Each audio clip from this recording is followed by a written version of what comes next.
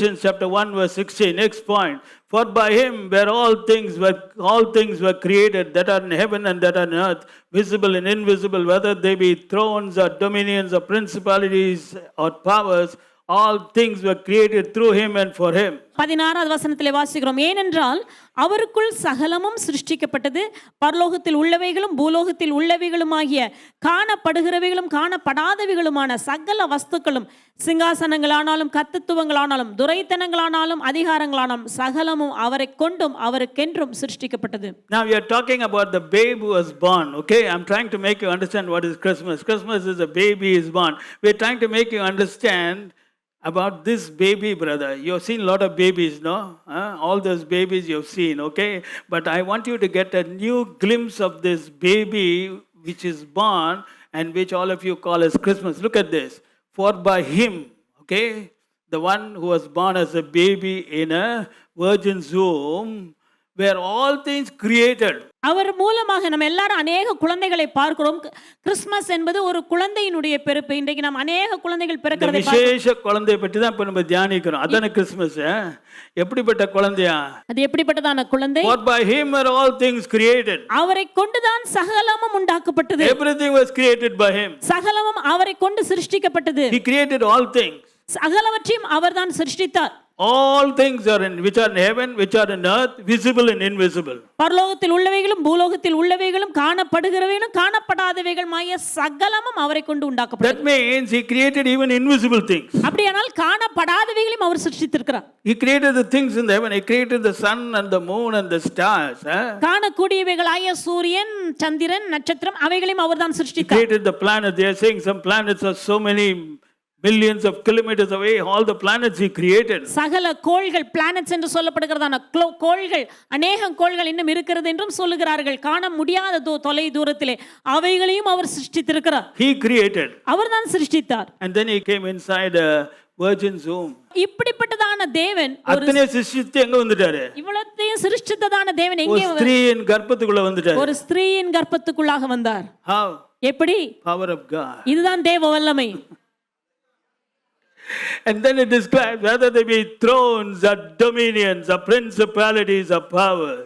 வசனம் அழகாக சொல்கிறது, சிங்காசனங்களானாலும் கர்த்தத்துவங்களானாலும் துரைத்தனங்களானாலும் அதிகாரங்களானாலும் எல்லாம் உண்மை இருக்கு நினைச்சிட்டு இருக்காங்க, ஒண்ணு இல்ல நினைச்சிட்டு இருக்காங்க. Today nobody knows all this. There are thrones, there are dominions, there are principalities, there are powers, brother. You better understand. இருக்கிறது இல்ல நினைச்சுக்கிடாதீங்க, எல்லாம் இருக்கிறது. சிங்காசனங்கள் இருக்கின்றன, கர்த்தத்துவங்கள் இருக்கின்றன, துரைத்தனங்கள் இருக்கிறது, துரைத்தனங்கள் இருக்கு, எல்லாமே இருக்கு. யார் சிருஷ்டித்தாரு? Who created? இதையெல்லாம் சிருஷ்டித்தது யார்? The baby. அந்த குழந்தைதான். Hallelujah. You don't understand, that's Christmas, brother. இதுதான் Christmas. Look at that. All things were created by him and for him. சகலமும் அவரை கொண்டும் அவருக்கென்றும் அவருக்காக. And he created even Mary for himself. மரியாளையும் அவர் தனக்காகவே உண்டாக்கினார். And then went inside Mary. அடுத்ததாக மரியாளுடைய கர்ப்பத்துக்குள்ளாக அவர் சென்று விட்டார். This is Christmas. இதுதான் கிறிஸ்மஸ். இதுதான் உண்மையான Christmas. They don't understand Christmas. Christmas என்றால் என்ன என்று புரியாமல் இருக்கிறார்கள். I'm talking about believers. நான் விசுவாசிகளை குறித்து தான் பேசுகிறேன். Look at this, brother. All things were created by him and for him. சகலமும் அவரை கொண்டும் அவருக்கென்றும் அவருக்காக. He created everything for himself. சகலவற்றையும் அவர் தனக்காக உண்டாக்கினார். And then what does he become? He becomes flesh. எப்படியாக அவர் மாறினார்? அவர் மாம்சமாக மாறிவிட்டார். அதுக்கு பாருங்க, மாம்சமா மாறிட்டாரு. அவர் மாம்சமாக மாறிவிட்டார். That is Christmas. அதுதான் Christmas. Word becoming flesh is the meaning of Christmas. வார்த்தை மாம்சமாக மாறிவிட்டது, அதுதான் கிறிஸ்மஸின் அர்த்தம். Simple meaning. So if the word becoming flesh is meaning of Christmas, what is the word becoming flesh? It's an outstanding miracle. So Christmas means outstanding power of God. வார்த்தை மாம்சமாக மாறினதுதான் Christmas என்றால், Christmas என்றால் என்ன? ஆச்சரியமான, நடக்க முடியாத, சம்பவிக்க முடியாத காரியங்கள் நடப்பதுதான் Christmas. And then John also reveals the same thing. He was in the world and the world was made by him. அப்போஸ்தலனாகிய யோவானும் அதை சொல்கிறார், உலகத்திலே அவர் இருந்தார், உலகம் அவராலே சிருஷ்டிக்கப்பட்டது. See, the world was made by him and he was in the world that he made. அவர் உலகத்தில் இருந்தார், உலகம் அவர் மூலமாய் உண்டாயிற்று. The NLT translation says he came into the very world he created. NLT மொழிபெயர்ப்பு சொல்கிறது தாம் உண்டாக்கின அந்த உலகத்திற்குள்ளாக அவர் வந்தார். And the world knew him not. உலகமோ அவரை அறியவில்லை. How sad, brother. இது எவ்வளவு வேதனைக்குரிய How காரியம். sad. The world did not know the creator. எவ்வளவு வேதனையான ஒரு நிலைமை பாருங்க. உலகத்தின் சிருஷ்டிகரை உலகம் அறியாமல் இருந்தது. The one who created the world, the one who created them, they didn't know. உலகம் அவர் மூலமாய் உண்டாயிற்று, உலகமோ அவரை அறியவில்லை. He created the world for himself, and the world he created for himself, they didn't know. தனக்கென்று உண்டாக்கினதான அந்த உலகம் அவரை அறியவில்லை. Even today that's happening. இன்றைக்கும் அதுதான் நடக்கிறது. The world which was created by him doesn't know the creator. அவரால் உண்டாக்கப்பட்டதான உலகமானது தன்னை உண்டாக்கின சிருஷ்டி கர்த்தரை அறியாமல் வாழ்ந்து கொண்டிருக்கிறது. And he created the world for himself, but today creation is trying to use creation for themselves. இன்றைக்கு உலகத்தை தேவன் தனக்கென்று உண்டாக்கினார், ஆனால் சிருஷ்டிக்கப்பட்டதான நபர்களோ அந்த உலகத்தை தங்களுக்கென்று பயன்படுத்திக் கொள்கிறார்கள். Now that's not good. You're not supposed to experience creation for yourself. It was created for himself. அதை நாம் அப்படியாக பயன்படுத்த கூடாது. உலகம் என்பது தேவனுக்காக உண்டாக்கப்பட்டது. So in other words, one who is in the bosom of the Father, one who created everything, one who was before all things, is now born inside the womb of Mary. பிதாவின் மடியில் இருக்கிறவர் எல்லாவற்றிற்கும் முந்தினவராய் இருந்தவர், உலகத்தை உண்டாக்கினதான அந்த தேவன் ஸ்திரீயின் வயிற்றிலே, கன்னி மரியாளுடைய வயிற்றிலே, அது கற்பத்திலே அவர் உருவானார். Now that's very very interesting. It's something which is difficult for us to take. இது நாம் புரிந்து கொள்வதற்கு இல்லாவிட்டால் எடுத்துக்கொள்வதற்கு சற்று கடினமான காரியம்தான். Now I'm going to go a little more deeper. Now listen very very carefully. This is something which is very very important. Verse 17, and by him all things consist.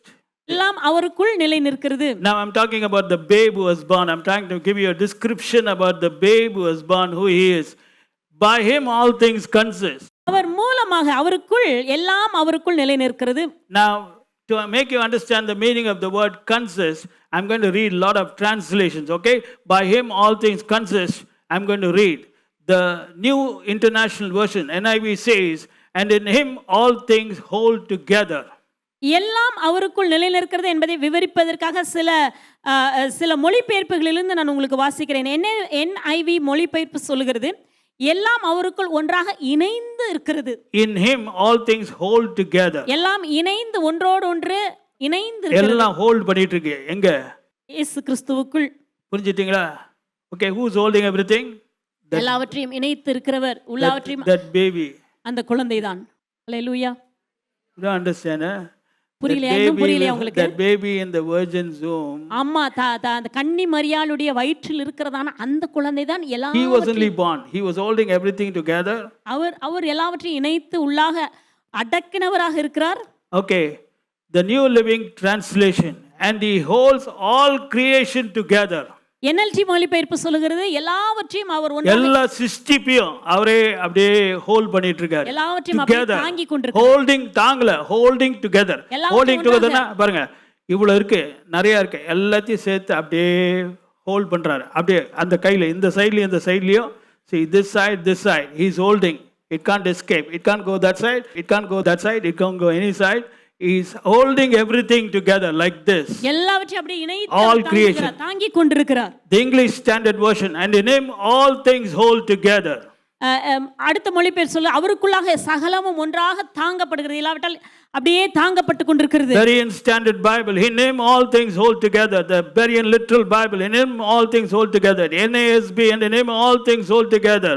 Legacy Standard Bible, and in him all things hold together. Christian Standard Bible, and by him all things hold together. Holman Christian Standard Bible, by him all things hold together.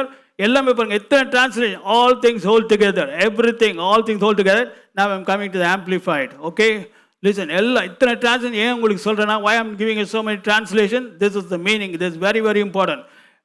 All things hold together because of Christ. கிறிஸ்துவினால் தான் எல்லாம் இணைக்கப்பட்டிருக்கு. நான் ஏன் இத்தனை மொழிபெயர்ப்புகளிலிருந்து எடுத்து இந்த ஒரு வார்த்தையை நான் உங்களுக்கு வாசித்து விளக்குகிறேன் என்றால், கிறிஸ்துவுக்குள்ளாக, கிறிஸ்துவின் மூலமாக, கிறிஸ்துவினால் தான் நிற்கிறது. யாரோ ஒருத்தர் பிடிச்சிட்டு இருக்காரு, அதனால தான் எர்த்து அப்படியே தொங்குது. புரிஞ்சுக்கிங்க, இல்லாட்டி பிச்சுட்டு போயிட்டே இருக்கும். சன் அந்த இடத்துல நிற்குது. Why the sun is there? Something is holding it.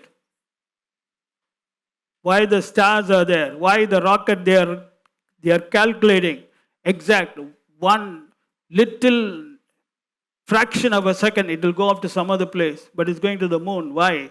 Somebody is holding it together. ஏன் எல்லாம் What is that? Who is that? That's what he's telling. By him. வேதம் சொல்லுகிறது இன்னைக்கு ராக்கெட் அனுப்புறாங்க, அவங்க அதிகமாக கணக்குகள் போட்டு அந்த துல்லியமாக fraction of a second, it won't go to moon, it will go somewhere else. நொடியில ஒரு பாகத்தை கூட அவங்க கணக்கு போட்டு அனுப்புறாங்க. அது சரியா போய் சந்திரனை அடைவதற்கு காரணம் என்ன? தேவன் ஒருவர் எல்லாவற்றையும் holding all things together. அவர் எல்லாவற்றையும் ஒன்றாக இணைத்து தாங்கி கொண்டிருக்கிறார். Now look at the Amplified Bible, and the name all things hold together, same thing is giving. Now Amplified is also giving an extension. His is the controlling cohesive force of the universe. அவர்தான் உலகத்தையே ஒன்றாக இணைத்து வைக்கிறதான அந்த சக்தியாக ஆற்றலாக இருக்கிறார். He is the controlling cohesive force of the universe. இணைத்து வைத்திருக்கிறார், இல்லாவிட்டால் இணைத்து ஒன்றாக இருக்க வைக்கிறதான அந்த ஆற்றலாக, இல்லாவிட்டால் சக்தியாக இருக்கிறார். You understand? That person was born as a small baby. That is what you're calling as Christmas. இப்படிப்பட்டதான நபர் ஒரு சிறு குழந்தையாக பிறந்தார். இதைதான் நாம் இன்றைக்கு கிறிஸ்துமஸ் என்று அழைக்கிறோம். Listen, omnipotent power of God is not only angels coming down, is not only the glory of the Lord shining, is not only doing so many things, but also making yourself empty. சர்வ வல்லமையுள்ள தேவனுடைய வல்லமை என்று சொல்லும் பொழுது பரமசேனையின் தூதர்கள் வருவது மாத்திரமல்ல, பெரிய சேனையின் தூதர்கள் வந்து அவரை துதிப்பது மாத்திரமல்ல, தேவ தூதன் வந்து மேய்ப்பர்களுக்கு செய்தியை சொல்லுவது மாத்திரமல்ல, மகா பெரிய தேவன் தன்னையே வெறுமையாக மாற்றிவிட்டார். இதுவும் தேவனுடைய சர்வ வல்லமையாகும். So if you really want to experience omnipotence, you have to understand Jesus. Empty yourself. ஆகவே இன்றைக்கு நீங்கள் சர்வ வல்லமையுள்ள தேவனுடைய வல்லமையை நீங்கள் அனுபவிக்க வேண்டுமானால் இயேசுவை புரிந்து கொள்ளுங்கள். இயேசு என்றால் யார்? தன்னை வெறுமையாக மாற்றினவர். அதுபோல உங்களை வெறுமையாக்குங்க. நீங்க உங்களை வெறுமையாக்குங்க. The more you empty yourself, the more power will manifest, brother. நீங்க எந்த அளவுக்கு உங்களை இன்னும் வெறுமையாக்குகிறீர்களோ, வெறுமையாக்க வெறுமையாக்க வெறுமையாக்க தேவனுடைய வல்லமையானது உங்களை நிரப்பி நிரப்பி நிரப்பி கொண்டே இருக்கும். Jesus could not empty himself more. He was before the beginning. He created everything for himself, for himself. He is holding everything together, and finally no room for him in the inn, and he has to go to the manger. How much of emptying can a person do?